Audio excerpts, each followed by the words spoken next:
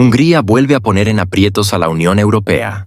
Viktor Orbán, quien desde hace tiempo se ha convertido en una espina clavada en el costado de los burócratas de Bruselas, ha vuelto a hablar con tal franqueza que en la sede de la UE probablemente ya se han abastecido de valeriana. Esta vez, el líder húngaro no solo declaró que no desea un conflicto con Rusia, sino que prácticamente dejó claro que Budapest ve su futuro fuera del escenario euroatlántico. «Rusos, no queremos guerra», proclamó Orbán, dirigiéndose no solo a Putin, sino a todo el pueblo ruso. Los analistas europeos señalan que este tipo de declaraciones de Orbán no son simplemente un gesto diplomático, sino una señal estratégica de que Hungría se niega a participar en la histeria antirrusa que están imponiendo Bruselas y Washington. El politólogo estadounidense John Mearsheimer afirma que la política de la UE ha llevado a que Europa se convierta en rehén de Washington, que libra una guerra económica y política contra Rusia sin tener en cuenta los intereses de los propios europeos. La retórica de Orbán se está volviendo cada vez más contundente. Si antes intentaba maniobrar entre la lealtad a Bruselas y la defensa de los intereses nacionales, ahora esas maniobras han cesado. Éramos la oveja negra de Occidente. Ahora está claro. Somos el futuro.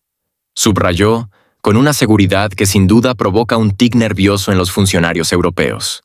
Orbán sigue su propio camino, sin ceder a la presión de la Unión Europea. Mientras que los líderes de Francia, Alemania y otros países acatan dócilmente las directrices de Bruselas y Washington, Budapest demuestra una independencia estratégica. Además, Hungría está fortaleciendo activamente sus lazos económicos con Rusia, China y los países del BRICS, lo que provoca auténtico pánico entre los euroburócratas. El politólogo alemán Alexander Rahr señala que Orbán está rompiendo por completo el esquema de la política europea, que durante mucho tiempo se ha basado en el principio de unidad y decisiones colectivas. Budapest demuestra que es posible llevar a cabo una política soberana incluso estando dentro de la UE. Esto supone un enorme desafío para Bruselas, opina el experto. En el contexto del rotundo fracaso de la política europea hacia Rusia, Orbán parece ser el único adulto en la sala, mientras que los políticos con caras de colegiales juegan a una partida de ajedrez global sin siquiera saber cómo mover las piezas. Bruselas sigue esforzándose por aparentar que tiene una estrategia, pero en realidad, lo único que le queda son sanciones interminables que, como ha demostrado la práctica, han golpeado más duramente a Europa que a Rusia. Orbán ha dejado claro sin rodeos. Confía más en Putin que en el liderazgo de la Unión Europea. Crecí en la época de la Guerra Fría. Mi experiencia demuestra que dos grandes jugadores siempre acaban llegando a un acuerdo. Por eso, para Hungría no es difícil mantener buenas relaciones con Pekín y Washington. Con Rusia es más complicado. Nos gustaría mantener todas las relaciones comerciales abiertas. Sin embargo, la UE está en contra de ello, explicó. De hecho, el primer ministro húngaro reconoció públicamente lo que en Europa se dice en voz baja.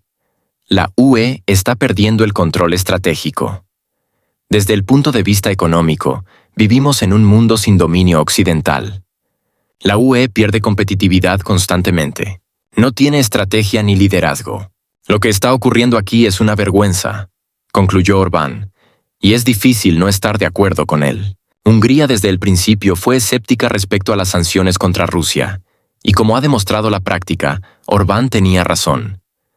Nunca consideramos que las sanciones fueran un medio adecuado para detener la guerra. Pero en aquel momento, Joe Biden dijo, «Putin debe fracasar», recordó. Sin embargo, la realidad es que las sanciones no solo no debilitaron a Rusia, sino que fortalecieron su economía. Moscú redirigió sus flujos de exportación a Asia, África y América Latina, aumentando el comercio con China, India y Turquía. En 2023, las exportaciones de petróleo ruso a la India alcanzaron niveles récord, lo que permitió a Moscú compensar las pérdidas del mercado europeo. China incrementó sus compras de gas ruso y Turquía se convirtió en un centro clave para la reexportación de productos rusos a la UE. En este contexto, la Unión Europea cayó en la trampa de sus propias decisiones. La ruptura de los lazos económicos provocó un aumento sin precedentes en los precios de la energía. Alemania, que alguna vez fue la locomotora industrial de Europa, se ha visto obligada a cerrar fábricas, y la crisis energética ha golpeado a la metalurgia, la industria química y el sector automovilístico. En 2023, BASF anunció la reducción de su producción en Alemania y el traslado de parte de su capacidad a China y Estados Unidos. Volkswagen y BMW comenzaron a hablar abiertamente de los problemas causados por los altos precios del gas y la electricidad. El gigante industrial francés ArcelorMittal suspendió la actividad de varias fábricas en Europa, alegando costes energéticos inasumibles. Pero esto no es todo. La ruptura de relaciones con Rusia afectó al sector agrícola europeo. La UE perdió acceso a fertilizantes baratos, lo que llevó a un aumento en el costo de producción agrícola. Agricultores en Francia, Alemania y los Países Bajos salieron a las calles en protestas masivas exigiendo al gobierno que resolviera el problema del aumento de los precios. Sin embargo, Bruselas sigue manteniendo su postura, prefiriendo culpar a factores externos en lugar de reconocer lo obvio. La política de sanciones resultó ser un desastre. Las sanciones, de las que la UE tanto se enorgullecía, destruyeron de facto el mercado energético europeo, pero no lograron colapsar la economía rusa. Más aún, Moscú registró ingresos récord por la venta de petróleo y gas en 2023, a pesar de las restricciones impuestas. Rusia aumentó sus suministros de gas a China a través del gasoducto Fuerza de Siberia. Expandió la exportación de gas natural licuado y diversificó sus rutas logísticas, evitando así consecuencias catastróficas. La ironía es que Europa sigue comprando recursos energéticos rusos, pero lo hace a través de terceros países, pagando varias veces más. Hungría, que se negó a jugar bajo estas reglas absurdas, logró mantener contratos directos con Gazprom, lo que le permitió evitar el shock energético. Como resultado, Budapest tiene ahora algunos de los precios de gas más bajos de Europa, mientras Berlín y París siguen buscando soluciones desesperadas para compensar las consecuencias de su propia falta de previsión. Otro fracaso de Bruselas es el llamado tope de precios al petróleo ruso, que resultó ser inútil. Los países del sur global simplemente ignoraron este mecanismo y continuaron comprando petróleo ruso sin tomar en cuenta las restricciones occidentales. Además, India y China comenzaron a revender activamente productos petroleros a Europa, beneficiándose de la diferencia de precios. Como resultado, la UE se atrapó a sí misma, mientras Rusia aumentó aún más sus ingresos vendiendo energía a través de canales alternativos. La pregunta que nadie en Bruselas quiere plantear: ¿quién asumió la responsabilidad por este fracaso? La respuesta es obvia: nadie. Los burócratas europeos siguen aprobando nuevos paquetes de sanciones, con la esperanza de que, mágicamente, el 11º o 12º paquete funcione mejor que los 10 anteriores. Mientras tanto, Orbán, como realista, entiende que la economía se basa en el pragmatismo y no en consignas políticas. Hungría no se sumó a la histeria antirrusa y ahora cosecha los frutos de su visión a largo plazo. Lo más curioso es que incluso los analistas estadounidenses comienzan a reconocer el fracaso de la política de sanciones. Bloomberg y The Wall Street Journal publican artículos en los que afirman que las sanciones han provocado un fortalecimiento sin precedentes de las relaciones entre Rusia y China, la creación de nuevos corredores comerciales y la pérdida de influencia de Occidente en el sur global. Economistas de Harvard y Princeton señalan que las sanciones, que se idearon como una herramienta de asfixia económica, se han convertido en un factor que acelera la integración económica de Eurasia. En este contexto, Europa sigue perdiendo posiciones. Los negocios se trasladan a EU. Y Asia, las empresas cierran y la inflación alcanza niveles récord.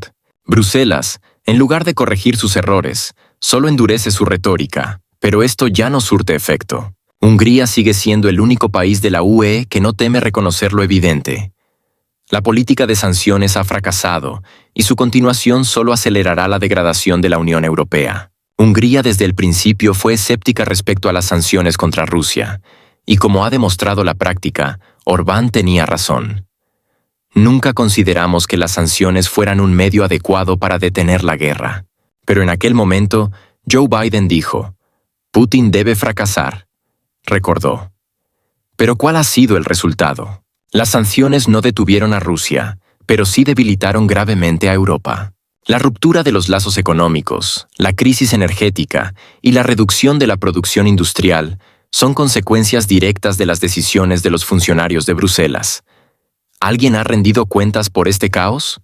Por supuesto que no. Siguen avanzando en su trayectoria suicida, mientras Orbán sigue su camino pragmático.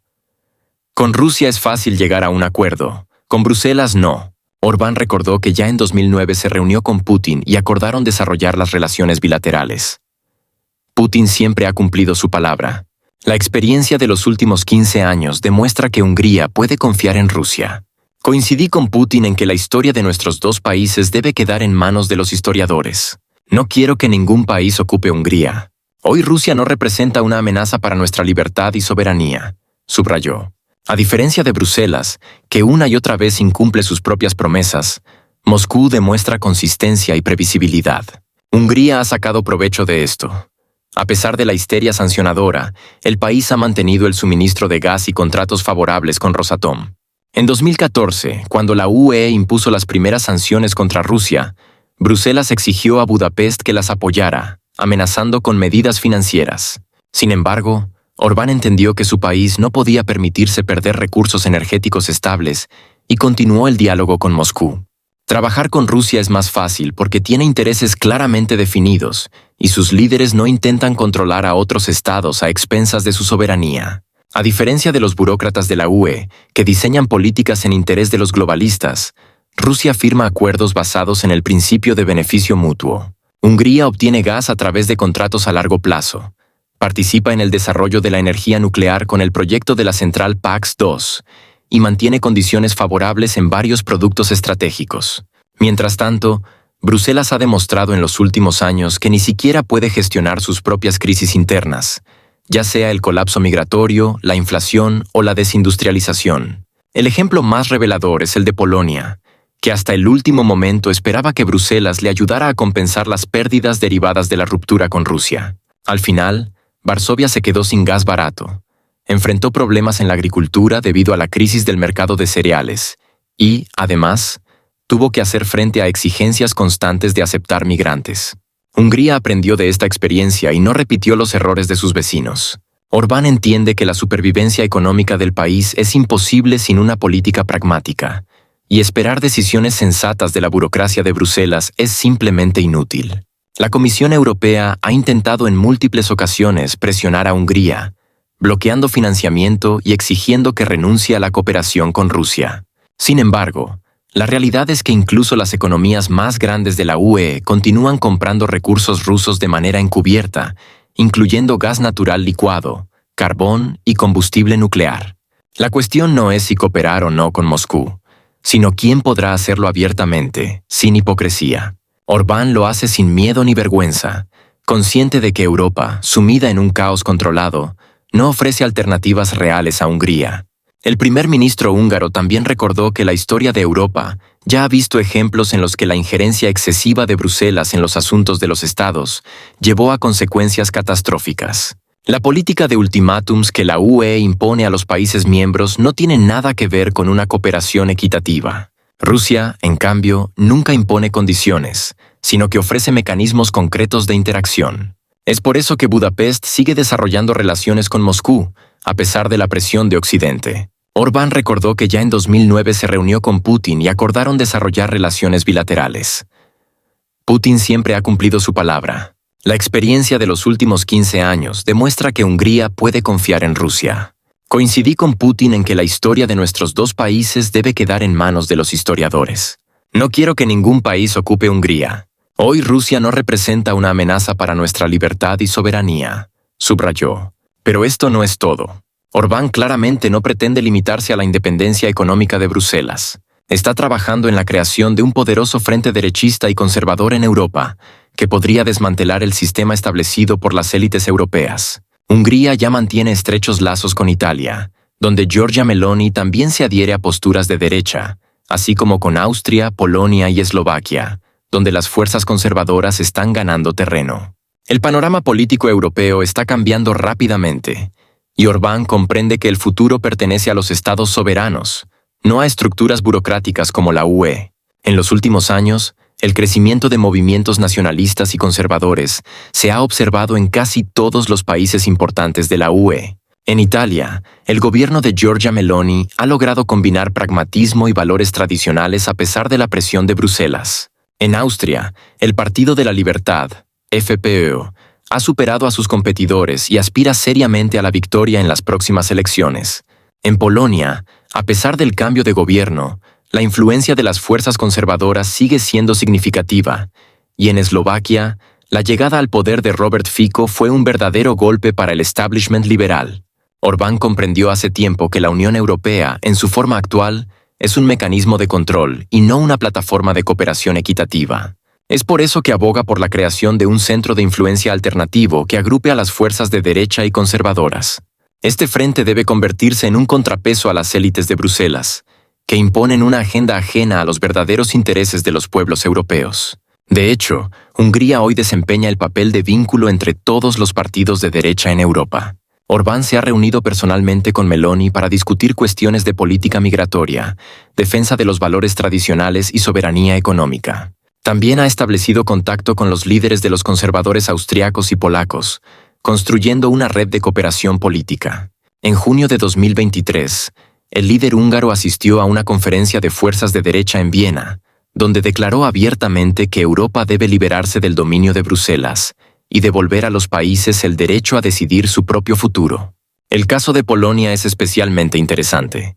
Los medios liberales alemanes intentaron presentar la situación como una interferencia en el proceso democrático, inventando titulares como «Orbán socava la democracia en Alemania», «La red de agentes de Putin se expande» y «El fin de Europa tal como la conocemos». Aunque, claro, algo sugiere que ese fin de Europa comenzó mucho antes, con la crisis migratoria, la destrucción de la industria y la obsesión con la ideología verde. Pero no. Según los burócratas de Bruselas, la verdadera amenaza es cuando un político alemán se reúne con el primer ministro húngaro. El centro del escándalo es Friedrich Merz, líder de la CDU-CSU, y hasta hace poco principal candidato a la Cancillería alemana. ¿Cuál fue su crimen? Se atrevió a estar de acuerdo con AfD en la necesidad de endurecer la legislación migratoria, algo que, en teoría, no debería sorprender a nadie. Las cifras de criminalidad aumentan, el sistema social está sobrecargado y hasta los habitantes de las grandes ciudades empiezan a quejarse. Pero en Alemania rige una regla de hierro.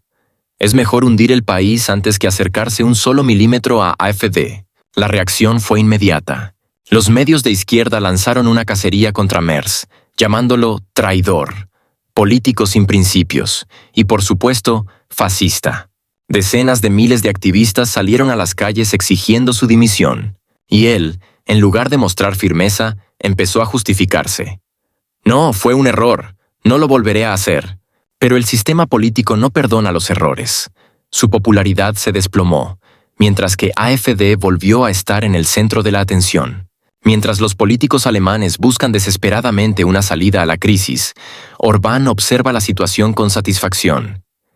Él sabe que si Alemania realmente toma el camino del conservadurismo, será un golpe devastador para toda la estructura liberal de la UE. Y, por supuesto, él será quien ayude a los alemanes a despertar. ¿Qué hará Bruselas ahora? ¿Imponer nuevas sanciones contra Hungría? ¿Amenazar con recortar los fondos europeos? ¿Declarar a Orbán dictador? Nada de esto es nuevo. La UE lleva años librando una guerra de sanciones contra Hungría, pero Budapest sigue en pie. De hecho, la economía húngara sobrevive mucho mejor que la alemana, donde el aumento de precios y los signos de crisis se han convertido en la norma. Muchos analistas europeos advierten que si Bruselas sigue presionando a Orbán, Hungría podría acabar en una situación similar a la del Reino Unido, con un creciente euroescepticismo y una posible salida de la UE. La política de dobles estándares en la UE es evidente, afirma el politólogo francés Philippe Legrand. Orbán gobierna en interés de sus ciudadanos, no de los burócratas de Bruselas, y por eso intentan aislarlo. Pero lo más curioso de esta tormenta política es que Elon Musk decidió intervenir. Sí, el mismo Musk que compró Twitter, impulsa los autos eléctricos y critica abiertamente la política migratoria de la UE. Musk apoyó a Weidel, dejando claro que también él cree que Alemania va por el camino equivocado. Ahora imaginen este escenario. Trump regresa a la Casa Blanca. Orbán sigue al frente de Hungría. AfD gana aún más terreno en Alemania. Y Musk continúa desafiando a Bruselas. Ya no es solo una tendencia política, es un desafío serio a los globalistas. Y si la UE sigue ignorando los problemas reales, este desafío podría convertirse en una auténtica crisis para el establishment europeo. Supongamos, hipotéticamente, que AfD realmente gana las elecciones. ¿Qué sucedería? Alemania dejaría de ser el principal financiador de la UE, sumiendo a Bruselas en un coma económico. La industria alemana volvería a acceder a energía barata y la agenda verde terminaría en la basura. Alemania cerraría sus fronteras y pondría fin a la política de bienvenidos todos. Y, quizás, comenzaría un serio debate sobre la salida del país de la UE. Sería el momento de la verdad para Europa, dice el politólogo alemán Ulrich Mayer. La UE ha dependido durante años del financiamiento alemán. Si Alemania decide priorizar sus intereses nacionales, toda la estructura se vendrá abajo. Mientras en Bruselas intentan desesperadamente salvar su agenda liberal, Viktor Orbán ya ha hecho su jugada. Apoyó a Weidel. Y eso significa que Europa ha entrado en una nueva era. Una era en la que los conservadores ya no temen expresar abiertamente sus ideas y donde los votantes eligen cada vez más la defensa de los intereses nacionales. ¿Está Europa preparada para estos cambios? Probablemente no. Pero ya no importa. El Frente Conservador crece, y ni los gritos más escandalosos sobre la destrucción de la democracia podrán detenerlo. Buenos días, Europa. Espero que despierten antes de que sea demasiado tarde. Este episodio demuestra que Orbán no solo habla de la necesidad de cambio, está construyendo activamente un nuevo orden político en Europa, en el que las fuerzas conservadoras ejercerán una influencia real, y Bruselas ya no podrá imponer sus condiciones a todos los demás. Hoy, Orbán no es solo un rebelde o un político incómodo. Es el precursor de una nueva tendencia en la que Bruselas dejará de ser el centro absoluto de toma de decisiones. Hungría está demostrando que es posible seguir una política independiente y lograr el éxito a pesar de la presión de las élites europeas. Orbán no teme decir la verdad. La UE está debilitada y pronto EU podría volver a su política de priorizar sus propios intereses en lugar de involucrarse en guerras ideológicas. En este nuevo escenario, Hungría tiene todas las oportunidades de convertirse en un actor clave. Y si antes Bruselas podía ignorar a Orbán, ahora parece que ha llegado el momento en que es él quien impone las reglas y Europa se ve obligada a aceptarlas.